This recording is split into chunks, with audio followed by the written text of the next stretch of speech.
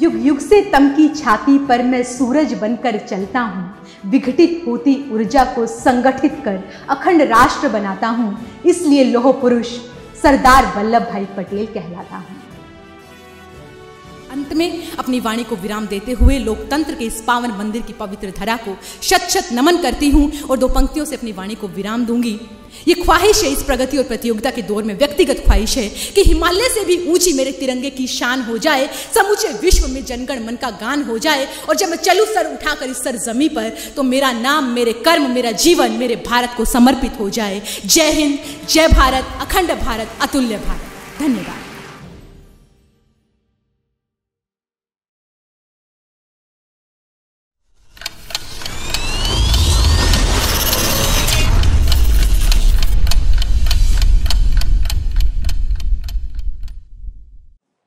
नमस्कार दोस्तों, 8 PM में आपका स्वागत है। मैं हूं आपका दोस्त धर्मेंद्र कवाली।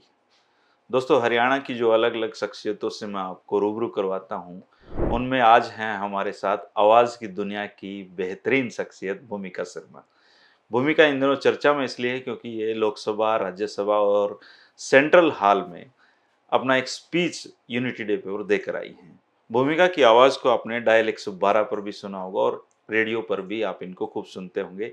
हरिभूमि स्टूडियो में ये पहली बार आई हैं और मेरे घर में इनका एक फ़ैन रहता है और मेरी पत्नी इनकी बहुत बड़ी फ़ैन है। तो सबसे पहले तो भूमिका आपका स्वागत है। बहुत बहुत धन्यवाद सर।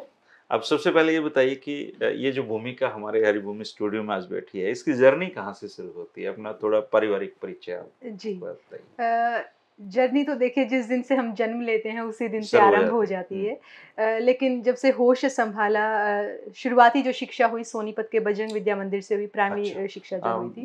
गांव आपका हरसाना कला गांव है। अच्छा। और सोनीपत जिले में ये आता है और हरसाना कला गांव से लगभग 5 किलोमीटर की दूरी पे सोनीपत में ये मिला हुआ है शहर में। हाँ जी।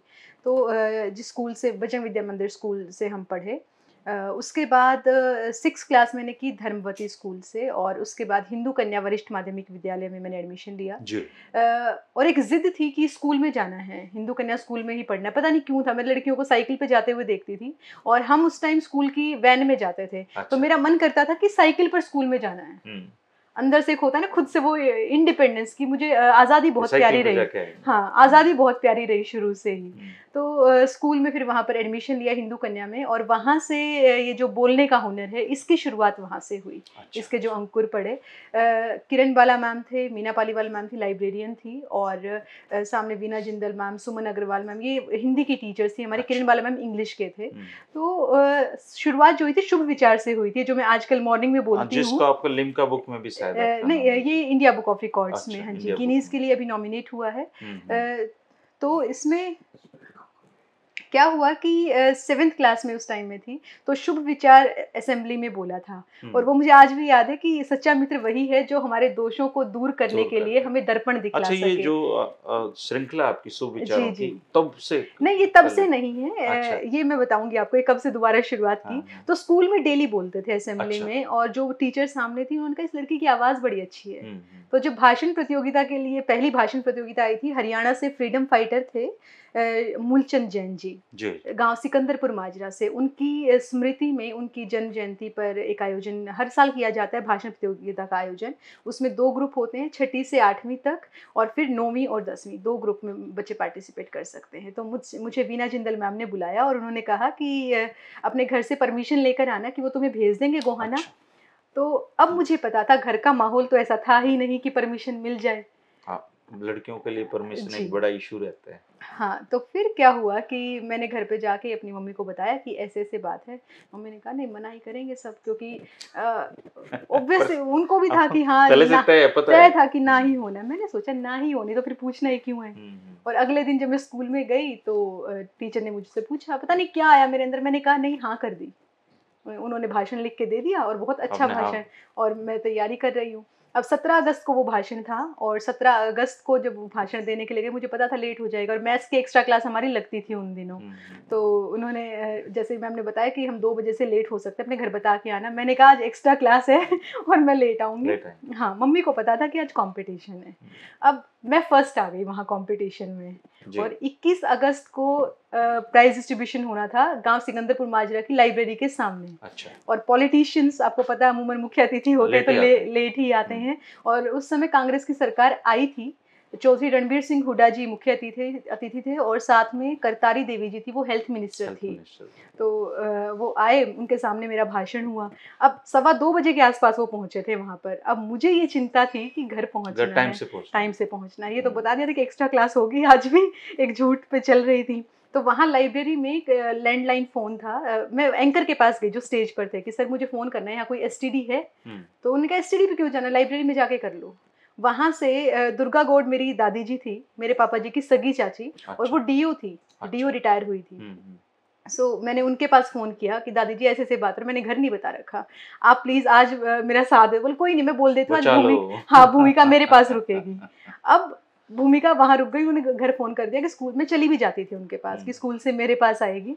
और मैं उनके पास गई और वहाँ रुकी रात को। अगले दिन असेंबली में स्कूल में मेरा स्वागत हुआ, बड़े अच्छे सब क्लैपिंग कर रहे हैं। और मेरे अंदर क्या था कि जो प्राइज़ मिला था हमें, चाचा नेहरू जी की तस्वीर थी, बड़ी तस्वीर थी इतनी, डायरी पेन और कैश प्राइज़ और चल विजयोपाल ट्रॉफी थी। तो चल विजयोपाल ट्रॉफी प्रिंसिपल ऑफिस में। अब मेरे दिमाग में ये चाचा नेहरू बैग में तो नहीं आएंगे ठीक है। और उसी दिन अगले दिन सुबह दूसरा डर क्या हुआ, जब न्यूज़ लिखने के लिए हम गए, डेली बोर्ड पे न्यूज़ लिखते थे, बोलते थे असेंबली में, वो हर एक अखबार में फ्रंट पेज पे मेरी ही फोटो थी। अब जब मैं घर पे गई तो सबने बहुत अच्छे से स्वागत किया क्योंकि गांव में ऐसा नाम हो गया था कि सब खुश थे। किसी ने कहा ही नहीं कि ये झूठ बोल, वो झूठ तो किसी को याद भी नहीं थे, इसने बताया नहीं है ना। फिर मुझे लगा कि अगर आप कोई अच्छा काम करने के लिए झूठ बोल के आगे बढ़ रहे हैं और अच्छा काम कर रहे हैं तो परमात्मा भी साथ देते हैं। और अब देखो भूमिका फर्क, आजकल के बच्चों को पेरेंट्स खुद लेके जाते हैं ऐसे। मुझे लगता है वो ना पैम्पर करते हैं उन्हें। जितना आप इंडिपेंडेंसी देंगे अपने बच्चों को, एक रिस्क लेने की पावर देंगे, उतना वो ज्यादा सक्षम बनेंगे। फिर अच्छा एक बात बताइए आप कि आपका बैकग्राउंड तो साइंस का है जी, बीएससी ऑनर्स किया आपने, डीयू से किया है, तो आप ये फिर कला के क्षेत्र में आप कैसे आ गए? ये अब यहीं से इसकी शुरुआत होती है कि जब ये पहली भाषण प्रतियोगिता जीती, इसके बाद मुझे वो आत्मविश्वास मिला कि उसके बाद कोई भी सांस्कृतिक गतिविधि मैंने छोड़ी नहीं। अच्छा, करते रहे? हाँ, डांस और सिंगिंग, हाँ जी, डांस और सिंगिंग मुझसे हुआ नहीं, वो परमात्मा ने मुझे हुनर नहीं दिया। अगर वो भी होता तो मैं कर लेती। अच्छा। ऐसा नहीं था कि कोई परहेज है मुझे उस चीज़ से।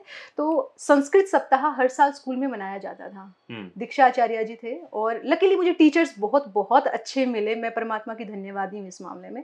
तो दीक्षा आचार्य जी का ऐसा था कि अगर वो अब संस्कृत का अंतराल ले रहे हैं, देखो मेरे मुँह से पीरियड नहीं निकल रहा है, अंतराल निकल रहा है, तो उनका कहना ये था कि अगर संस्कृत की कॉपी है, संस्कृत की आपकी पुस्तिका है, तो उस पे हिंदी में ही नाम लिखना है, अंग्रेजी का हम एक अल्फाबेट भी नहीं लिख सकते, तो बोलना तो बहुत दूर की बात है। अभी जब कभी साइन करते हैं ना हम, हस्ताक्षर करते हैं, तो मोस्टली मैं देखता हूँ 90% हस्ताक्षर हिंदी में होते हैं। मेरा ही मतलब इंग्लिश में होता है, मेरा हिंदी में होता है। तो वही चीज़, तो वो कहती थी कि अपने विषय से इतना जुड़ो और संस्कृत के अंतराल में हम बात भी या तो संस्कृत में करें या हिंदी में भी थोड़ा बहुत बोले, संस्कृत से जोड़कर, नहीं तो हम नहीं बोल सकते थे। इवन हमें पानी पीने जाना था, हम कहते थे जलम पिबतु मान्य, आगच्छानि मान्य, गच्छानि मान्य। तो संस्कृत सप्ताह में क्या होता था, संस्कृत नाटक, संस्कृत श्लोक और वो सारी गतिविधियां संस्कृत में होती थी एक सप्ताह तक। और हम 6 फ्रेंड्स थे, हम 6 के ऊपर वो सारा इवेंट मैनेजिंग का जो काम होता था वो हमें सौंप देती थी कि ये करना, मतलब उन्होंने वो भरोसा किया कि ये बच्चे कर लेंगे। हम स्कूल में ऐसे होते थे कि जैसे पता नहीं क्या है ना, हीरो होते हैं ना। हाँ, वो वाली चीज। तो वो मंच को संभालना, मैं भी थोड़े से साल पहले वैसे ही तो मंच को संभालना और ये उच्चारण और वो सारी चीजें वो उनकी देन है, दीक्षा आचार्य जी की। फिर जब +1 में आए तो नॉन मेडिकल लिया और नॉन मेडिकल लेने के पीछे कुछ कुछ साल पहले तक नॉन मेडिकल लेने वाले बच्चों को बहुत होशियार माना जाता था। सही, और आर्ट्स वालों को बहुत कमजोर माना जाता था। एग्जैक्टली। अदरवाइज अगर उस टाइम ये डिस्क्रिमिनेशन ना होता तो मैं आर्ट्स में होती, क्योंकि बेसिकली आप आर्ट्स के लिए बने थे। हाँ जी, है ना। तो फिर 11th-12th में आने के बाद भी यही हुआ कि भाषण प्रतियोगिताएं तो चलती रही, क्विज भी चलते रहे। जो साइंस क्विज होते थे उनमें भी मेरी पोजीशन आती थी। पढ़ने में ठीक थे? हाँ जी, ठीक थे, परमात्मा की मेहरबानी से सब सही चल रहा था, एक बैलेंस्ड था सब कुछ। फिर क्या था कि 11th में रेणुबाला मैम थे फिज़िक्स में, हमें फ़िज़िक्स पढ़ाती थी वो। तो उन्होंने एक दिन हम जो हिंदी की टीचर प्रिपेयर करा रही थी, वो मुझसे सुन रही थी स्टाफ रूम में। उन्होंने कहा कि आपने ना एक बहुत अच्छे बच्चे को ना बहुत ज़्यादा डाइवर्ट कर दिया। अच्छा।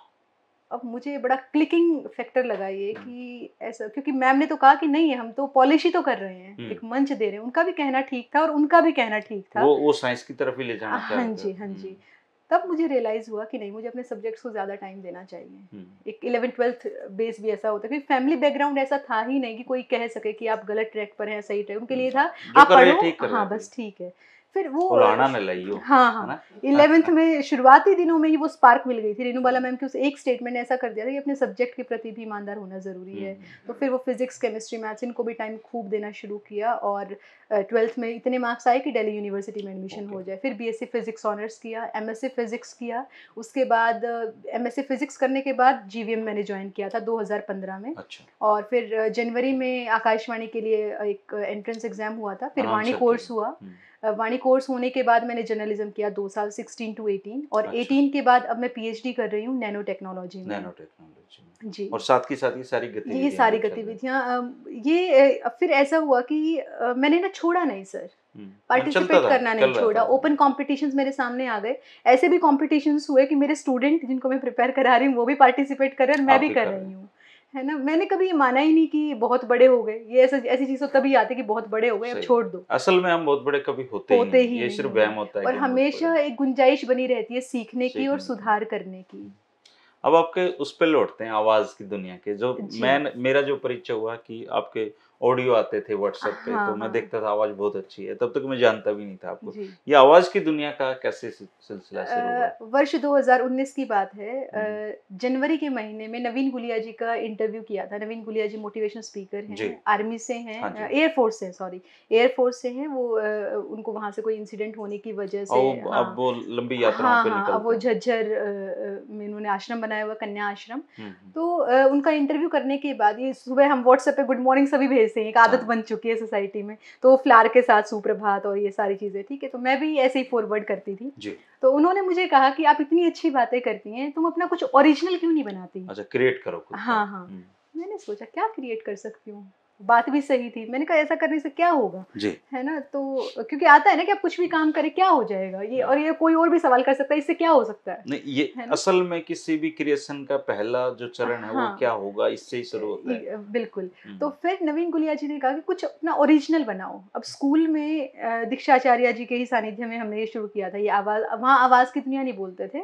आप सभी को नमस्कार, विक्रमी संवत के अनुसार आज की ये तिथि। हाँ, तो ये आवाज की दुनिया का जो सिंटेक्स है, ये फिर मैंने खुद से फ्रेम किया कि आवाज की दुनिया के दोस्तों को भूमिका शर्मा का नमस्कार, विक्रमी संवत के अनुसार तिथि, विचार और फिर धन्यवाद।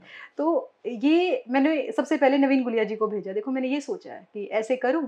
तो उन्होंने, उनका सुनते ही पहला रिएक्शन क्या था, इसको डाल दे सब जगह, आग लगाएगी तू। अच्छा। मतलब ऐसा रिएक्शन उन्होंने एकदम से दिया। और एक ऐसे इंसान का कहना जिन्होंने जीवन को बहुत उतार चढ़ाव इतने करीब से देखा है, उन्होंने बहुत कुछ देखा है, बहुत कुछ देखा है, बहुत कुछ झेला है।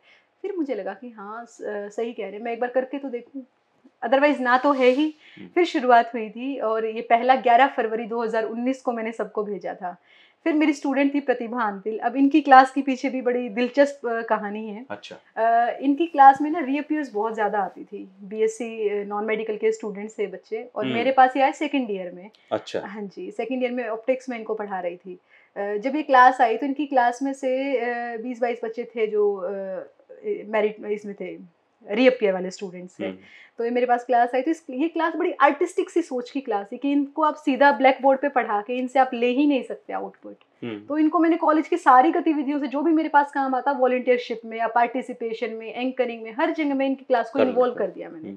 तो इनकी जो इनको मज़ा आने लगा, और मज़े के साथ साथ फिर होता है ना कि आप किसी चीज़ से दूर चले जाते हैं तो वो अपनी तरफ खींचती भी है। तो पढ़ाई ने भी इनको खींचा, और फिर इनकी आधे से ज़्यादा क्लास यूनिवर्सिटी की मेरिट लिस्ट में थी, बीएससी कंप्यूटर साइंस। तो वहाँ से प्रतिभा मुझे मिली। प्रतिभा ने इसको वीडियो के साथ सिंक करके मेरी फ़ोटो लगा के मुझे भेजा। मैंने कहा अच्छा लग रहा है। कहते आप यही भेजा करो, मैं डेली बनाऊँगी। फिर एक बीइंग मेंटोर मेरे माइंड में भी ये आया कि एक स्टूडेंट आपके लिए डेली इतना करेगी तो पेरेंट्स को भी शिकायत हो सकती है, कॉलेज में भी हो सकती है। मैंने उसको कहा तुम मुझे सिखा दो, मैं कर लूँगी, मैं खुद कर लूँगी। जिस दिन तुम्हारा टेस्ट हो, असाइनमेंट हो या कुछ वट एवर इट इज़, तुम्हारा कुछ भी बर्डन होगा मैं करूँगी। खुशी खुशी जिस दिन तुम्हारा समय हो बना के दे देना, कोई प्रॉब्लम नहीं। क्योंकि एकदम सीधे से मना करना भी मुझे अच्छा नहीं लग रहा था कि इसने सामने से आके कहा। और अब उस लड़की का मतलब मैं तारीफ़ करना चाहूँगी कि 2019 से और 2022 आ चुका है। बीच में थोड़े बहुत दिन जिस दिन कोई इलनेस रही हो, एग्ज़ाम्स रहे हो, फाइनल एग्ज़ाम्स, तो उन दिनों में मुझे वीडियो बनानी पड़ी। अदरवाइज़ हमेशा उसे इतना लंबा टाइम हो चुका है, हम जुड़े हुए हैं। और जिस दिन से वो जीवन में आई, मीन्स एक लकी चार्म। फिर तो ये इंडिया उसमें रिकॉर्ड में भी हाँ, उनका भी नाम है ना। फिर ये भाषण वाला मैं अब यहाँ पर क्योंकि ये मेंशन कर रहे हैं, तो 2013 में जब मैंने हिंदू गर्ल्स कॉलेज में मास्टर्स में एडमिशन लिया था, तो नीतू नशीर मैम थे। यूथ फेस्टिवल्स में उन्हीं के सानिध्य में मैंने पार्टिसिपेट किया था। तो 13, 14 और 15 ये लगभग 2.5 साल का अंतराल था। तो उस टाइम में उनके साथ ही यूथ फेस्टिवल में पार्टिसिपेट करते थे।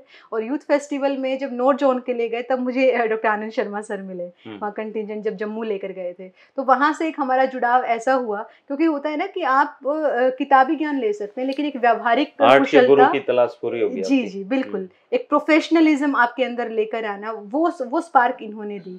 और केवल स्पार्क नहीं दी, दिन रात जो सहयोग बन सकता था वो किया। कहीं आना है, जाना है, एक शील्ड, जो एक लड़की को एक शील्ड की ज़रूरत होती है ना, कि कोई किसी भी तरीके से वो जो हम कहते हैं कि बिल्कुल विश्वास के साथ कहीं पर भी खड़े हो सके कि हाँ आपके पीछे कोई है ना, वो संबल इन्होंने मुझे दिया। और 2015 से आज 22 में लगभग 7 साल की उनकी तपस्या मैं कहूँगी कि ये परिणाम आपके सामने कि संसद भवन तक मैं पहुँची। अच्छा, ये संसद भवन पहुँचने की कहानी कहाँ से शुरू होती है?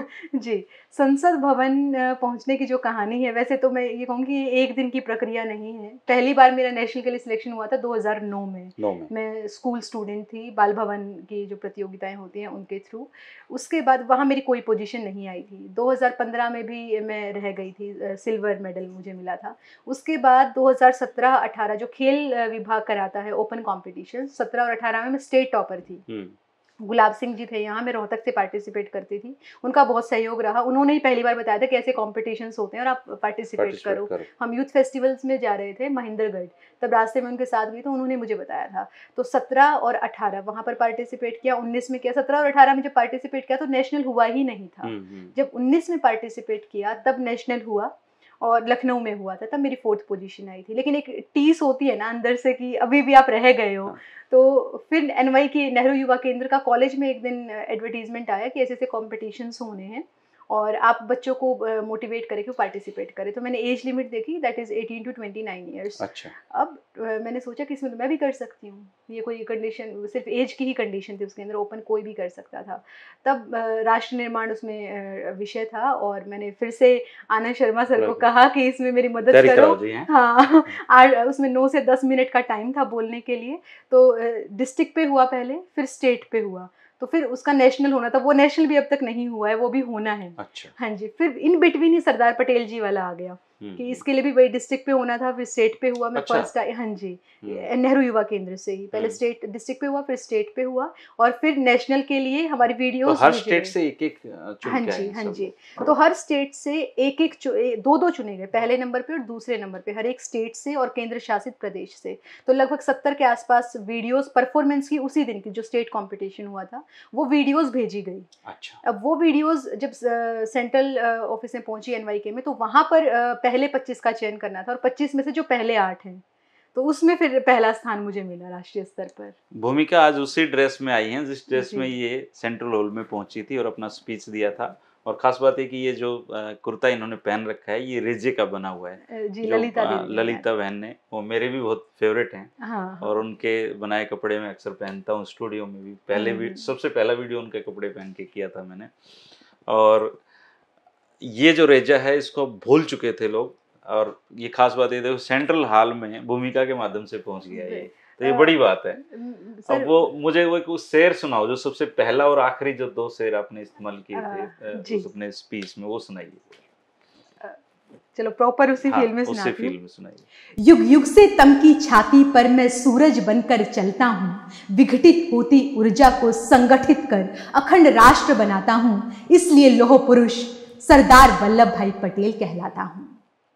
बहुत बढ़िया, ये पहला था, मुझे ये याद पहला है। था, हाँ और जी। अंतिम में भी आपने अंतिम में, अब मैं पहले यहाँ पे एक दिलचस्प आपको बताती हूँ क्या था कि जब स्क्रिप्ट उन्होंने मांगी कि आप पहले स्क्रिप्ट दें, क्योंकि सेंट्रल हॉल में कार्यक्रम होना तो उनको भी देखना था कि कुछ ऐसा ना हो जो संवेदनशील हो या अनएथिकल हो। तो जब स्क्रिप्ट भेजी गई 3 मिनट के हिसाब से, तो बहुत सारी चीज़ें मेरी स्पीच में ऐसी थी जो स्क्रिप्ट में थी नहीं। वो ऑन द स्पॉट ऐसा हुआ कि वो शामिल हो गई। और लास्ट वाली कोटेशन तो बिल्कुल भी नहीं थी। वो एक फील जो होता है ना, उस चीज़ को मैंने वहाँ जिया और वो ऑन द स्पॉट आई कि इसको बोल दिया जाए। उसमें ये बोला था मैंने, प्रगति और प्रतियोगिता के दौर में ये मेरी व्यक्तिगत ख्वाहिश है कि हिमालय से भी ऊंची मेरे तिरंगे की शान हो जाए, जनगण मन का गान समूचे विश्व में हो जाए, और जब मैं चलूं इस सरजमी पर सर उठाकर तो मेरा नाम, मेरे कर्म, मेरा जीवन मेरे भारत को समर्पित हो जाए। ये बहुत ही आपका जब स्पीच पूरा सुना मैंने, मुझे बहुत टचिंग किया इसने, इस लास्ट के इसने, कि आपका जो पूरा, किसी भी इंसान की ये सबसे बड़ी ख्वाहिश रहती है कि उसका जीवन उसके राष्ट्र को समर्पित हो, अगर वो अपने देश से प्रेम करता है तो। ये बहुत सीखने की बात है वैसे आपने जो कही। सर ये ना वही है कि आपकी परवरिश कैसे हुई, आपको संस्कार कैसे मिले और आपको अध्यापक गण कैसे मिले, क्योंकि वही स्पार्क पैदा करते हैं। हम ये कह ही नहीं सकते कि अब जैसे मैं भूमिका शर्मा, नहीं, मुझसे आज तक जितने भी लोग मिले हैं उन सबका थोड़ा थोड़ा मिश्रण हूँ मैं। हाँ, है ना? हम हर जो किसी पल हम जीते हैं, हाँ उन जी, सारे पलों को मिलके फिर हम एक बिल्कुल बनते हैं। बिल्कुल। अब आप ये देखें ना कि ये वाला दिन मैं हमेशा सोचती थी कि मेरा जन्मदिन एक ऐसे दिन आता है जिस दिन सरदार वल्लभ भाई पटेल जी का जन्म हुआ, और उस दिन इंदिरा गांधी जी की पुण्यतिथि, हमेशा सोचती थी खास दिन पे परमात्मा ने मुझे जन्म दिया है। और जब पार्लियामेंट में उस दिन हम वहाँ थे, आपको नहीं पता कि आपका जन्मदिन कैसा जाने वाला है। आप नहीं, इससे बड़ा तो जन्मदिन का तोहफा ही नहीं हो सकता। तो बिल्कुल नहीं हो सकता। आप किसी से मिले नहीं, किसी को जानते नहीं, पहचानते नहीं, और वहाँ पर जैसे ही पता चला कि भूमिका दीदी का कल जन्मदिन है, उन्होंने जो दिल्ली में पहली बार आए हैं वो केक मंगा रहे हैं बाहर जोमेटो से, कि जोमेटो करके मंगा लेते हैं, मुझे पता भी नहीं, और फिर लॉन में बुलाना और सेलिब्रेट करना, ऐसा लगा जैसे पूरा भारत में मुझे आशीष दे रहा है। तो और किस नेता से आपका मिलना हुआ उधर? वहाँ पर ओम बिरला जी थे, पीयूष गोयल जी थे, और हमारे शिक्षा मंत्री जी थे, राजनाथ सिंह जी थे। ऐसे बिल्कुल पास से, मतलब इतना अच्छा लग रहा था कि बहुत बहुत अच्छा, बहुत फैसिनेटिंग, गौरवान्वित पल हम ये कह सकते हैं जीवन के, और ऐसे पल जो कभी भी नहीं भूले जा सकते। और राजनीति वहाँ पर जो देखा, जो वाइब्रेशंस वहाँ पर फील की, ऐसा लगा नहीं कि राजनीति को जो परोसा जाता है वैसी है, पता नहीं। मैं तो अक्सर अपने विचार रखते हुए कहता हूँ कि अगर राजनीति को आप गंदा कह रहे हो, इसका मतलब है कि जो प्रजा है वो अपना दायित्व ढंग से नहीं निभा रही है। यथा प्रजा तथा राजा। एक बात में, क्योंकि बहुत सारे दर्शक इस चीज़ को देखेंगे, अभी सरपंच के इलेक्शंस हुए, अब MLAs के भी होते हैं, MPs के भी होते हैं। हम किसी को भी चुनते हैं, हम यूँ कहते हैं हमारा वो जानकार है, वो हमारा ये काम करवा सकता है। जब तक हम स्वार्थों से घिरे रहेंगे, हम अच्छा नेतृत्व तो नहीं चुन सकते। अब राजनीति, अब किसी भी एक इंसान को सुझावों की आवश्यकता हो सकती है काम करने के लिए, वो किसी भी उत्तरदायित्व पर है, लेकिन आप उसे जो स्वार्थ की आशा करने लग जाएंगे तो उस गड़बड़ है। वहाँ पर जब हम मिले थे सबसे, ओम बिरला जी और ये सब, तो सब बातें ऐसे जो राजनीति को लेकर बात हो रही, जब ग्रुप फोटो हुई तो उन्होंने कहा कि हम आप में से आधे से ज़्यादा लोगों को यहाँ पार्लियामेंट में देखना चाहते हैं, इसीलिए ऐसे आयोजन किए जा रहे हैं, और हम परिवारवाद को देश से ख़त्म करना चाहते हैं। तो उन्होंने जो इसके साथ एक चीज़ और जोड़ी राजनीति के लिए, उन्होंने कहा कि राज की लालसा लेकर नहीं आना है, नीतियों को समझ कर आना है। तो जब हम नीति को समझेंगे, नीति क्या कहती है कि आप नियत से समाज के लिए काम करें, संविधान के अनुरूप काम करें।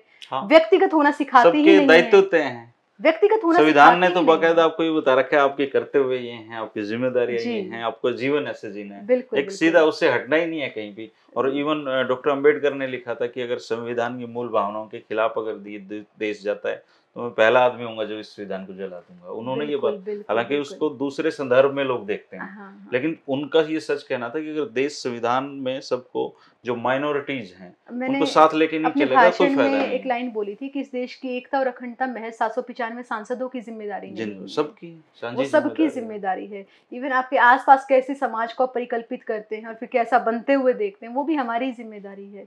जब हमसे भारत बन रहा है, हम यही कहते हैं ना, सब लोग हम भारत के लोग, लिखा प्रस्तावना में लिखा हम भारत के लोग।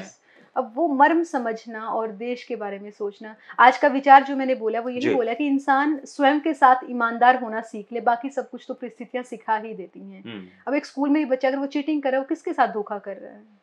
खुद के खुद के करता साथ। है। और वहां से लेके फिर वो जीवन की जब सही दीर्घा में आके खड़ा होता है, उस टाइम फिर वो क्या करेगा अगर उसको वहां नहीं सुधारा चीटी गया, करना है ना? सीखता है आदमी का, वो चरण धीरे बनते धीरे हैं ना, धीरे धीरे पर्सनैलिटी तो बनती खुद है। के साथ ईमानदार कहाँ हुआ?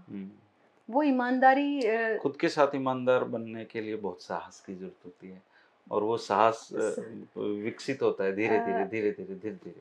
और उस साहस को लेने के बाद साहस और दुस्साहस के बीच के अंतर को भी समझना जब बहुत जरूरी समझना हो बहुत जाता है। जरूरी, क्योंकि एक तो जीवन होता है काटना, एक हम्म, जीवन होता है जीना। बिल्कुल तो बिल्कुल भूमिका जीवन को जीना बहुत महत्वपूर्ण है। सही काट बात तो है। सारे ही रहे हैं कोई ना कोई, किसी न ठीक किसी। बात। अच्छा, आप कविताएं वगैरह भी लिखते हैं? हाँ, मैं लिखती हूँ, लेकिन कभी कविताओं को मैंने मंच से बस एक बार मंच से पाठ किया था कविता का। अच्छा, कोई हंसी मुझे मैं चाहता हूँ कि ये इंटरव्यू का जो हमारा जो बिल्कुल अंतिम हाँ दौर हाँ में हम पहुंचे हुए हैं, इसका समापन आपकी किसी एक रचना के साथ हो। अच्छा, लेकिन इससे पहले मैं एक किस्सा ज़रूर जी। बताना चाहूँगी यहाँ पे, क्योंकि ये मौके बार-बार नहीं मिलते कि धर्मेंद्र जी के साथ बैठकर चर्चा नहीं। करने का मौका मिले। हिसार बेबी सुधा रानी जी की पुण्यतिथि का आयोजन था जी। और सोनीपत से डांस की टीम आई थी प्रकाश मलिक जी की, मैं उनके साथ वहाँ पर पहुँची थी। जाकर पता चला था कि जन्म जयंती नहीं है, पुण्यतिथि है, तो नृत्य तो नहीं होगा। तो ऐसा लगा कि हाँ, मुझे यहाँ पहुँचाने के लिए ही वो लोग आए हैं। तो मैं वहाँ पर पहुँची, डॉक्टर आनंद शर्मा सर और डॉक्टर जगबीर राठी सर, उनके ही नेतृत्व में सारा आयोजन हो रहा था हिसार यूनिवर्सिटी में, जी। एग्रीकल्चर यूनिवर्सिटी में। तो क्या हुआ, जब हम वहाँ पर पहुँचे तो मेरा भाषण होना था कि आपको भाषण देना है, और ऑन द स्पॉट जब मेरा नंबर आया कि अब भूमिका आएंगी और कविता पाठ करेंगी, ये बोल दिया मन से। अब मैंने उससे पहले भाषण की तैयारी कर रखी थी? भाषण की तैयारी और मन से मैंने कभी कोई कविता पाठ, क्योंकि ना स्कूल में भी जैसे होता था, तो ये भाषण के लिए अच्छी है, कविताओं के लिए मुझे बहुत बहुत कम, ना के बराबर, वो भी स्कूल लेवल के प्रोग्राम्स में भेजा गया कि चलो कर दिया कभी कभार की एज ए फिलर। तो अब एकदम से तैयारी थी नहीं सामने, और वहाँ खचाखच ऑडिटोरियम भरा था, गाँव के बुजुर्ग लोग थे, माताएं थी, यूनिवर्सिटी का क्राउड नहीं था, और किरण बेदी जी और आचार्य देवव्रत जी थे मंच पर। सामने बैनर लगा हुआ था, मैंने पहले तो वही पढ़ा कि मैं सबको नमस्ते करती हूँ और ये सब करके, क्योंकि बेबी सुधा रानी जी की पुण्यतिथि थी और उनको नमन करके फिर मैंने कविता पढ़ी। वो कविता 5 से साढ़े, मतलब रिकॉल किया मैंने उसको कि हाँ याद आ जाएगी। फिर मैंने सोचा कि एक पैराग्राफ होने वाला, हो सकता है अगला याद आ जाए, मैं इसी को शुरू कर देती हूँ, सुनाई दूंगी। हाँ, तो फिर 5 से साढ़े 5 मिनट की वो कविता थी और उसमें मुझे भी नहीं याद कि कितनी बार तालियां बजी। फिर किरण बेदी जी ने माइक पर आकर कहा कि ये बच्ची मेरे लंच के टेबल पर होनी चाहिए, नहीं तो मैं लंच नहीं करूंगी। और फिर उनके साथ लंच करने का मौका मिला था मुझे। तो ये बड़ा अच्छा एनेक्डोट रहा उस टाइम। वही सुना दीजिए। नहीं, वो कविता मेरी लिखी हुई नहीं है, वो विजेंद्र जी हैं हिसार जीजेयू से, उन्हीं की लिखी हुई है विजेंद्र जी जो पीआर। हाँ जी हाँ जी, उन्हीं की लिखी हुई है, बेटियों पर कविता, बहुत अच्छी कविता है। उसी की पंक्तियां मैं आपको सुना देती हूँ। मैं भी गीत सुना सकती थी कोयल की बोली में माँ, रंगों की पिचकारी लेती फागुन की होली में माँ, गुड़ियों का भी ब्याह रचाती मैं तेरे आंगन में माँ, कोई डराने आता तो छुप जाती मैं दामन में माँ, काम से जब तू थक जाती मैं तेरे पैर दबा देती, नन्हे नन्हे हाथों से मैं काम में हाथ बटा देती, तुतलाती बोली में माँ मैं भी बात बता देती, बच्चों संग भाई लड़ता तो उसको भी समझा देती, मैं भी सजती तेरे द्वारे मेहंदी कुमकुम रोली में, खुशियों से दामन भर जाता जब जाती मैं डोली में, जन्म से पहले क्यों मरवाया यही पूछने आई हूँ, पत्थर बनी अहिल्या पर आंसू टपकाने आई हूँ। देखिए दोस्तों, भूमिका बहुत ही प्यारी लड़की है, और मुझे खुद को याद नहीं है मैंने कितने हजारों इंटरव्यू ले लिए होंगे, लेकिन कुछ लोग बहुत दिल के करीब होते हैं। ये भूमिका बहन भी वैसी ही है मेरे दिल की, और मैं भगवान से दुआ करूँगा कि ये जीवन में बहुत तरक्की करे, बहुत इन्होंने जो सपने देखे हैं वो पूरा करें। आप इनको बहुत प्यार देना, और मैं कोशिश करना कि बच्चों के साथ ये इंटरव्यू आप देख सकें, उनको दिखाएं, क्योंकि आगे बढ़ने की एक चरण होते हैं। आज मैं अगर यहाँ बैठा हूँ, इनसे बात कर रहा हूँ, तो इसमें उन टीचर का बहुत बड़ा योगदान है जिन्होंने मेरे कांपते हुए पैरों के साथ मुझे स्टेज पे खड़ा किया था। अगर वो मुझे ये ना कहते कि तुम स्पीच दो, तो शायद मैं यहाँ तक भी नहीं पहुँच पाता। और उसके बाद वो एक प्रक्रिया जारी है जो आप शायद मरने तक ही जारी रहेगी। बिल्कुल, बिल्कुल। तो अपने बच्चों को अगर आप आगे बढ़ाना चाहते हैं तो उनको अनुभव दें, उनको उस चीज़ से ज़रूर टकराने का अवसर दें जिनसे उनको सर्वाधिक डर लगता है। अगर मुझे मुझे अंधेरे से बहुत डर लगता था, तो मेरी दादी ने मुझे कई रातों को अंधेरे में ही सुलाया, कहते तू डर ही ले पहले। ठीक बात है। उन्होंने उन्होंने तो ये प्रक्रियाएं, भूमिका वैसी लड़की है जो आप देखिए जिसको स्पीच में पार्टिसिपेट करने के लिए घर से अनुमति लेनी पड़ी हो, और आज वो पेरेंट्स भी गर्व करते हैं भूमिका पर। भूमिका, आप हमारे स्टूडियो में आए और आपने इतनी अच्छी बातें हमें बताई, तो मैं तो बहुत ही आभारी हूँ आपका, और उम्मीद करूँगा कि फिर आपके कभी जीवन में दोबारा से अवसर मिले, क्योंकि भूमिका जो है उनकी भूमिकाएं बदलती रहती हैं। तो आज जिस भूमिका में हो सकता है जीवन में और भूमिकाएं अपनानी पड़े। शुक्रिया आप सभी का, नमस्कार।